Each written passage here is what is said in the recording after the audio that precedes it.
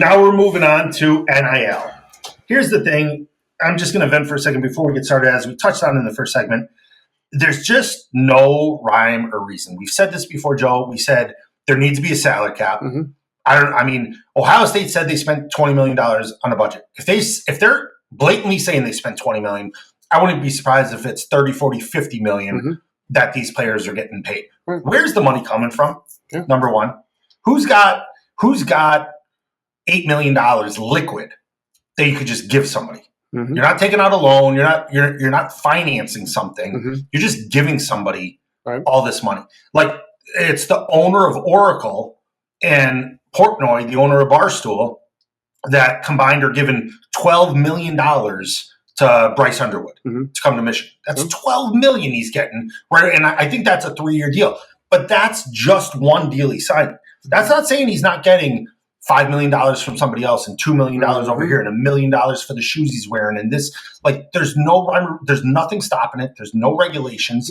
Nobody knows where the money's coming from. Nobody knows who's managing the money. Nobody knows where the money's going. There's no freaking rules whatsoever. It sounds like some East Coast bullshit. That's Well, what it I'm sounds just like. saying, well, speaking of that, like, my consigliere Jason brought up with boxing and the mob being behind boxing and the amount of money going into purses. It's just like, there's just there needs transparency. Mm-hmm. And you look online, and we're going to go through some of these articles. It's like everybody says something different. If somebody says, Oregon's budget's the same as Ohio State's, but then you see Oregon's backed by Nike and they're at $1 billion in their collective. Right. Well, that's a collective. Mm-hmm. What about other money? Like, is Nike putting $30 million in the collective and then paying people $40 million over here, spreading it out? Like, there's just nobody overseeing any of this Right. shit. It seems like, and how can a team like Wisconsin from the Midwest, how do you compete with that?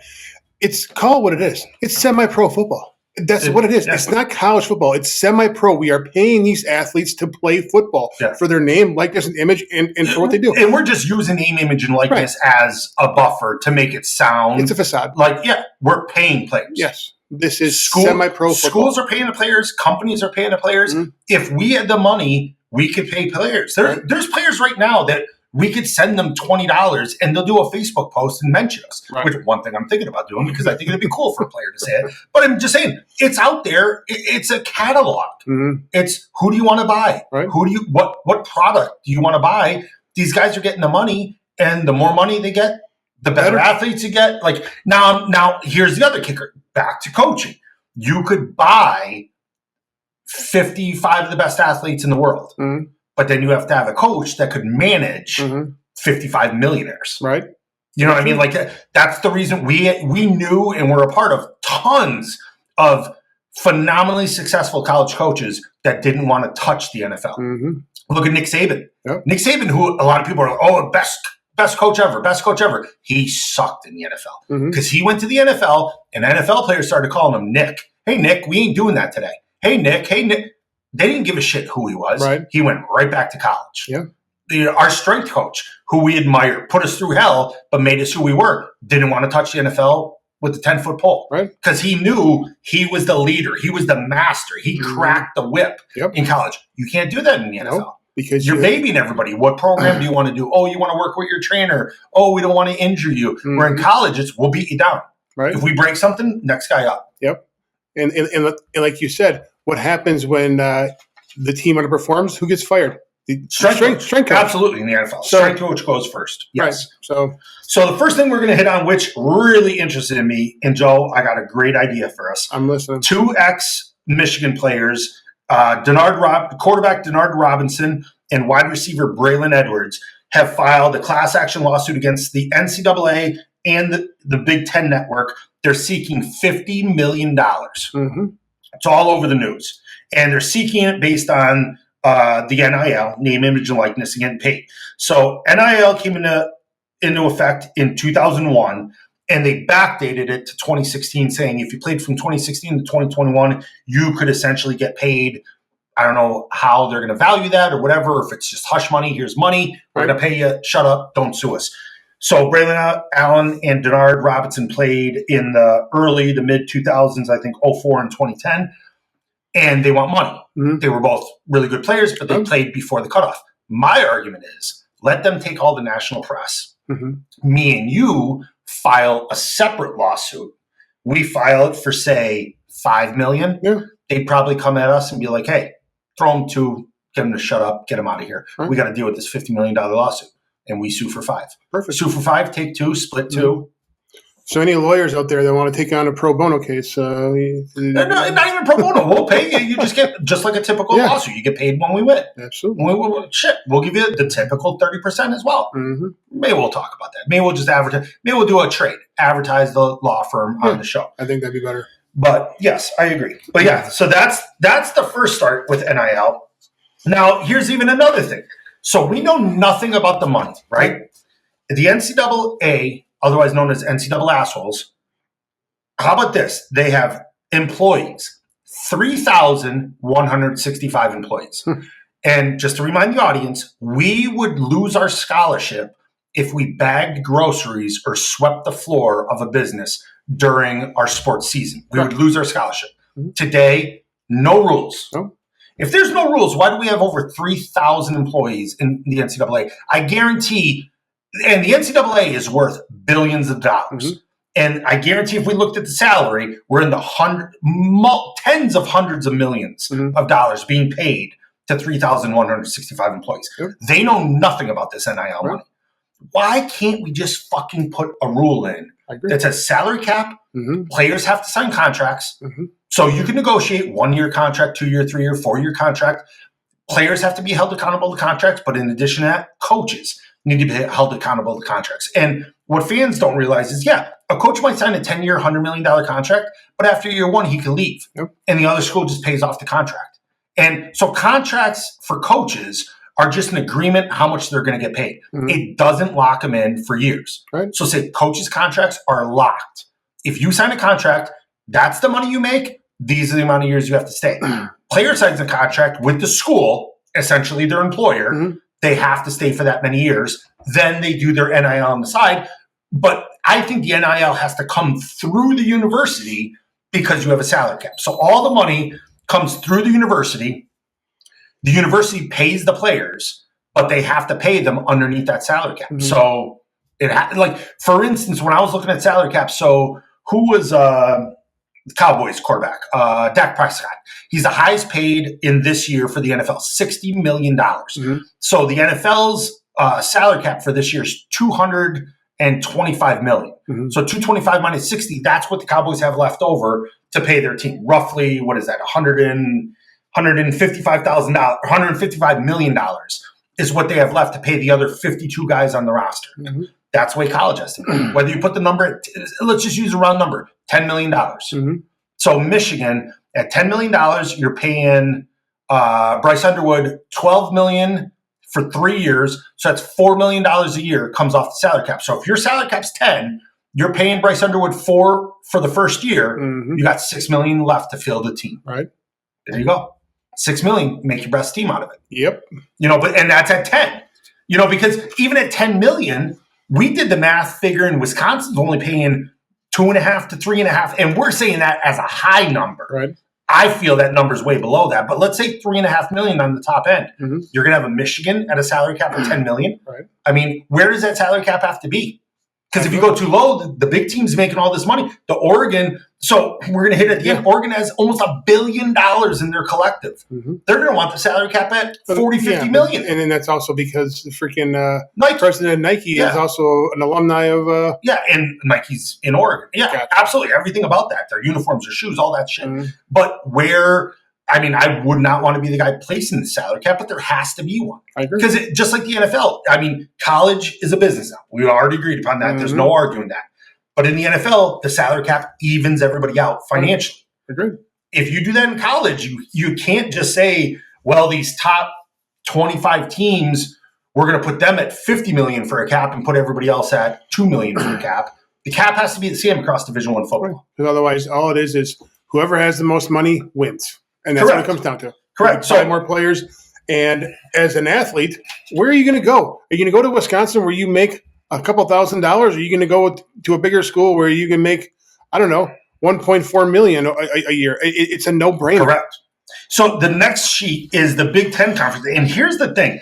Every article has different numbers. And that's where I'm saying there's no two of the same. So this one talks about Big Ten collective funding. Mm-hmm. You got Illinois at $9 million and change. Mm-hmm. You got Ohio State. Funny enough, the collective funding says $20 million. Right. How is that number exactly the amount that they say their budget's at? Like, to me, that's just too much lining up when there's no checks and balances. Mm-hmm. It's like, well, what's out there right now that our collective's at? $20 million a year. Well, let's say it costs $20 million. So if this number says 20 and they're saying 20, I'm saying their team's closer to 50.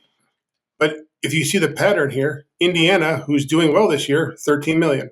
You go down to Michigan, $16 million. And then you have Ohio State at $20 million.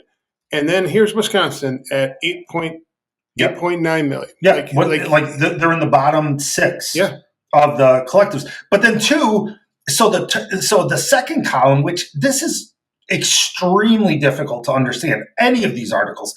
The second column is total support for the collective. Ohio State's at $123 million. Mm-hmm. Now, as we're talking here, there's another form here. Oh, here it is here. Where's Ohio State? Nope, that's quarterbacks. I don't know. We'll get to it eventually. But Ohio State. $536 million. Exactly. Number 11. Yes.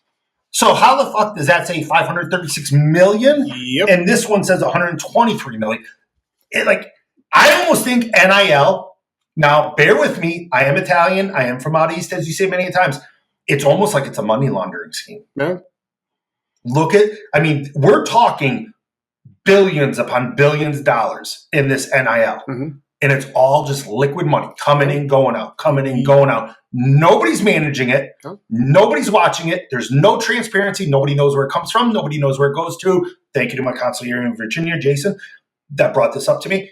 But there's no answer where the money's coming from. I'm going to keep digging. We're going to keep looking into this week after week, seeing if we can find more information. But it is a shit show. Mm-hmm. Here, we got, all right, just to do another comparison, we got Minnesota here.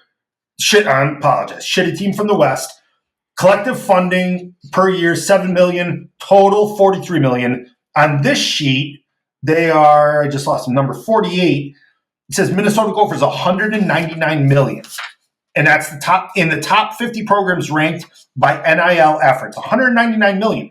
Why is there no $199 million under the Big Ten? No idea.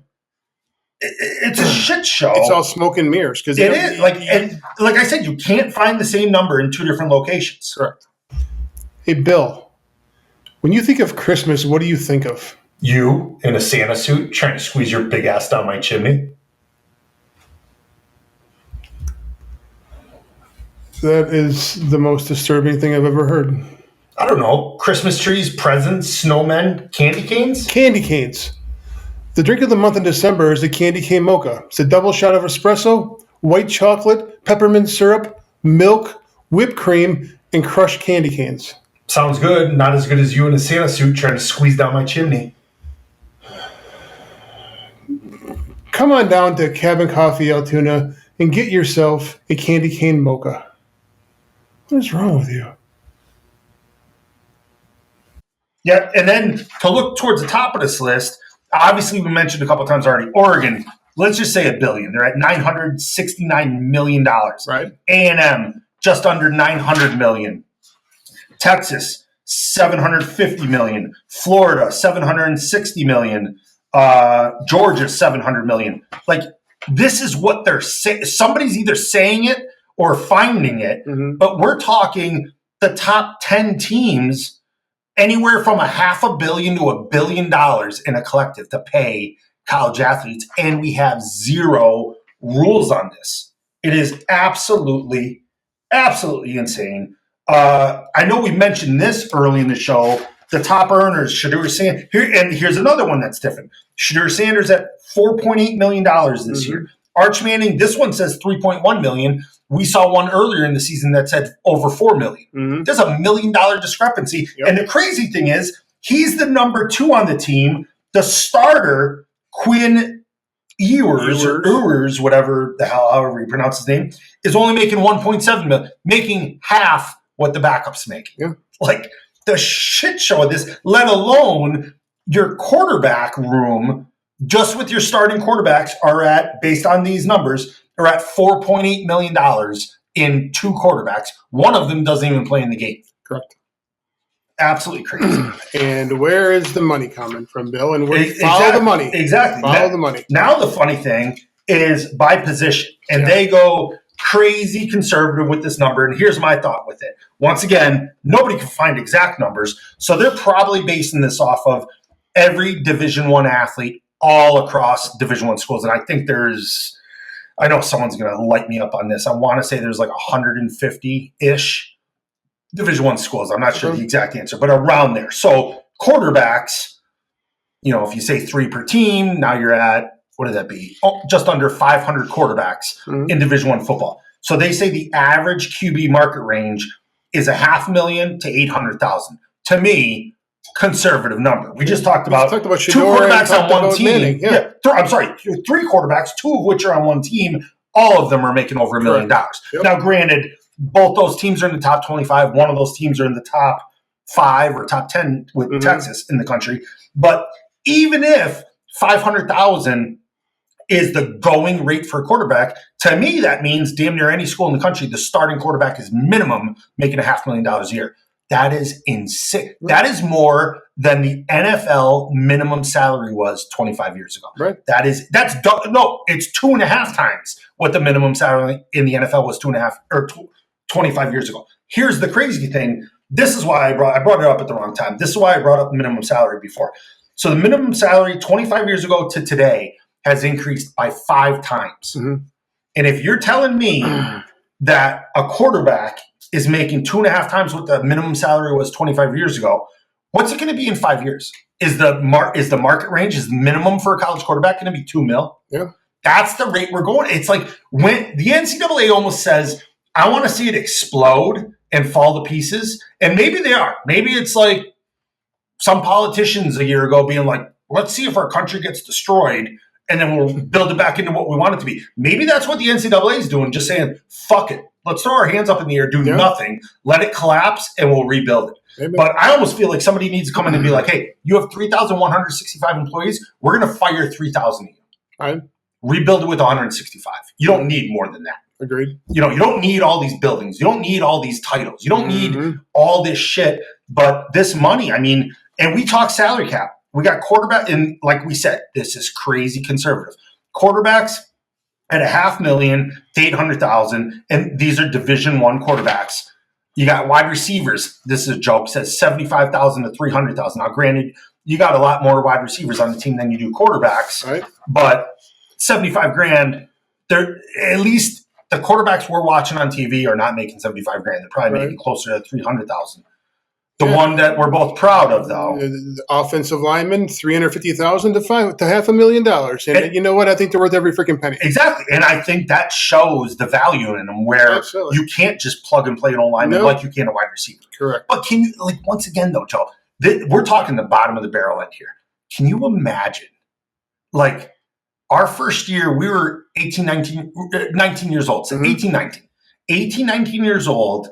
Starting in 1997, can you imagine making $350,000? No.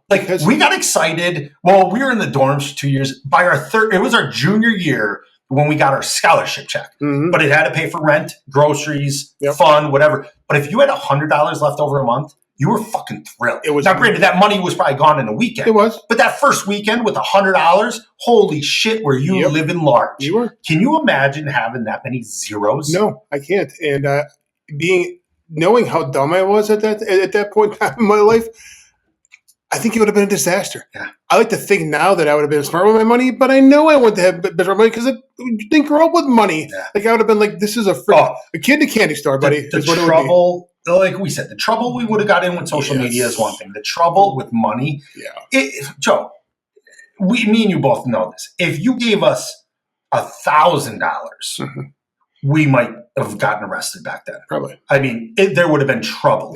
If somebody gave us $100 bills and been, because it'd be that night. Yep. We're like, how do we get rid of it tonight? Yep.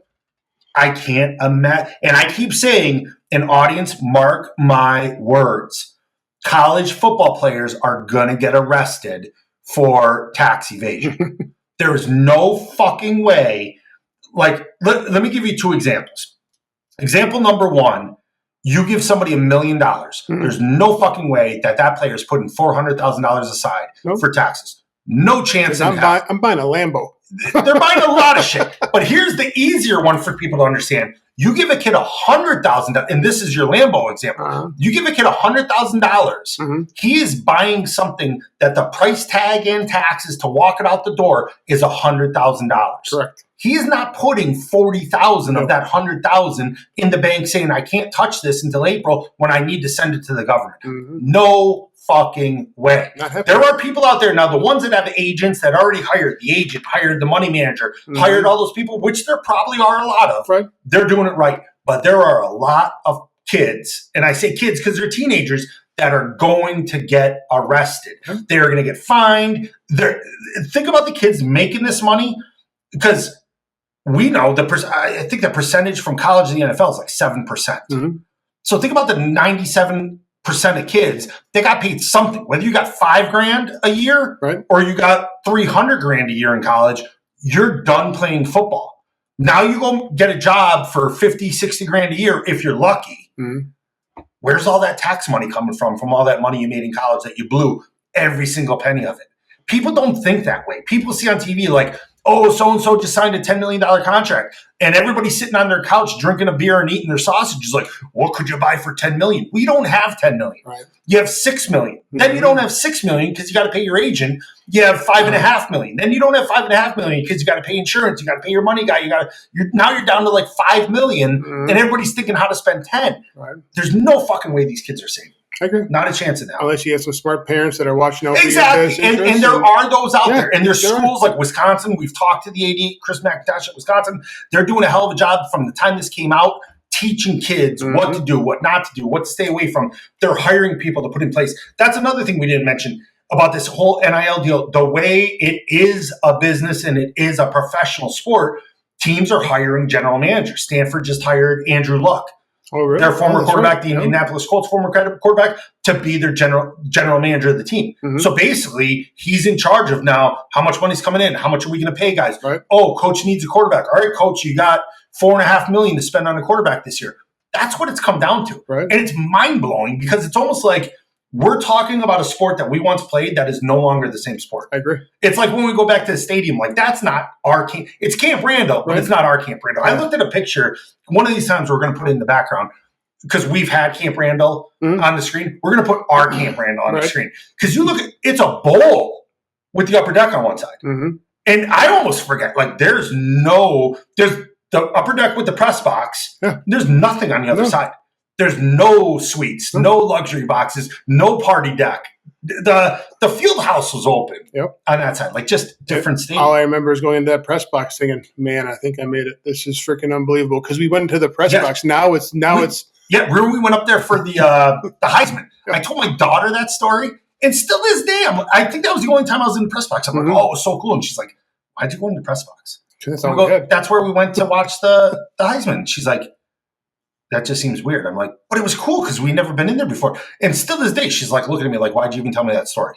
And she does enjoy half the stories I tell her that she doesn't know. That one, she's like, why'd you even tell me that story? Like, that doesn't sound exciting at all. I'm like, but you don't understand. Like, it was very cool for us. But the leather couches and the TVs from the ceiling, that was a big deal back then. Dude, I tell you, when I told my friends that back home, I told Buck, Sean, Jason, Fat Sean, that's now Skinny Sean, told all those guys still remember that moment when they're like, Ferrario made it. He's got leather couches, and at Wisconsin, they got TVs hanging from the ceiling. I mean, like, now it's like everyone mounts a TV on the wall. Back then, you never heard of that. It was TVs were like 100 pounds, and we got 3 of them hanging from the ceiling. And think about that, Joe. Today, my one regret from college, that Heisman, if we were playing today, and Ron was going to the Heisman today, we would all have been out there. It wouldn't even been a discussion. Back then, it wasn't even a thought. Like, it was hard for me to go home to visit family on holidays or breaks, let alone, like, it just wasn't a thought for the school, wasn't a thought for us. But now to think back today, if we didn't go, we'd be watching it in the stadium on like it's probably not even inches, probably like a 100-foot screen. You'd be watching the Heisman blaring through the speakers. Back then, we were probably watching it on like a 36-inch TV in the press box. So like we were in awe of the press box, but now think of the press box. It was probably a 36-inch that we watched the Heisman Trophy award ceremony on with 100 of us in the press box. Now, granted, they had all the TVs on, but it was probably 6 36-inch TVs. Okay. Yeah, how times have changed, buddy. They certainly have. But this money, we're going to stay on this. We're going to, in future episodes, obviously next week, we have the championship games to talk about. We're going to continue talking NIL. We're going to try our best to break down the playoffs, which playoffs, I don't believe is as complicated, but I'm going to have to do some homework on it so we can talk about it. NIL, though, it's a shit show. It's a dumpster fire that you got to dig through. And who knows, out of all these numbers we said, I don't know if any of them are accurate. I don't know if they're all accurate. Right. Nobody knows because there's no transparency. Nope. But we're going to keep digging. We're going to keep doing our best. We're going to keep providing you guys the information. But I think with that said, I think we're going to wrap up this week. Sounds like a good time, a good place to do that. And then one more thing, too. You mentioned today on Monday was like Black Friday for coaches or Black Monday for coaches. Oh, yeah, we didn't even touch on that with Wisconsin. I'm not saying – I know a lot of people are calling for Fickle. A lot of people are calling for Day at Ohio State. But today, the day we're recording, yesterday, as you listen to this podcast, is the day that most coaches get fired. And the reason is now you got all this time to hire somebody or to start pursuing somebody that might be in the championship game and reaching out, trying to get interviews with those assistants. But, yeah, there's going to be a lot of activity happening within the next week with coaches getting hired and fired. And, of course, we at 217 will be here keeping you abreast as to what's going on and with our own little pizzazz of our analytics, and we'll tell you the truth every time. Did you just say abreast? Yeah. Okay. You ever heard that before? I know. I'm just saying you said breast. Yeah, but you never heard like – I've heard it. Okay. I'm just saying you said breast. You never used it in a sentence? But you just said breast on the show. I'm just saying we're trying to keep it. I'm just saying. Sorry. I don't know. You said it. And there you see the Bill's intelligence when it comes down to vocabulary. We're still a 12-year-old mentally. And there's my proof live on camera. So, all right, folks, that wraps it up. Another episode, and we want to thank our sponsors is Cabin Coffee in Altoona, located at 2922 Meadowlark Lane in Altoona, Wisconsin. And Pizza Del Rey in Eau Claire, located at 911 North Hastings Way. And Bill's going to keep you abreast on that address because he finally memorized it. Said abreast again. See you next time. Thank you for listening to another episode of 217 South Mills. If you like what you heard, smash the like and follow buttons on Apple Podcasts, Spotify, Facebook, Instagram, TikTok, LinkedIn, and X. We'd like to thank our sponsor, Cabin Coffee Altoona. Tune in next time, folks.